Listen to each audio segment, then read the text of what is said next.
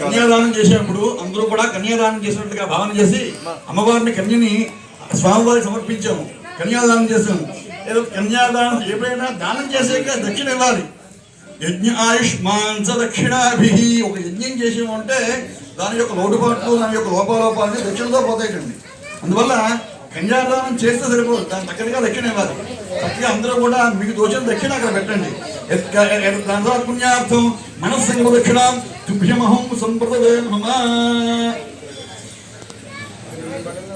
ఇలా పెట్టేసేయండి, దీంట్లో పెట్టేసేయండి, ఇలా పాస్ చేసేయండి, అలా పాస్ చేసేయండి.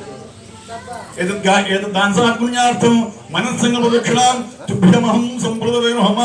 అందరూ కూడా చెప్పండి. లోక కళ్యాణార్థం ధర్మేచ అర్థేచ కామేచ త్రయైష నాతి చరితవ్య నాతి చరామీతి ప్రవచనం. ఏదయ్యా అంటే మన వివాహంలో కూడా చూస్తాం, కొత్తగా మధ్యన కొత్త వర్డ్ ఒకటి యాడ్ అయింది. ధర్మార్థ కామ మోక్షాల్లో ఇక్కడ ధర్మేచ అర్థేచ కామేచ, ఈ మోక్షం అనేది ఎవరిది వాడిదే, భార్యది భార్యదే, మొగుడిదే. ఈ ధర్మార్థ కామాలు మూడింటికే లెక్క. నువ్వు ధర్మంగా అర్థాన్ని సంపాదించి దాన్ని నీ కామం కోసం ఉపయోగించడం. కామం అంటే తప్పు మాట కాదు. కామ్యము అంటే మన కోరికలు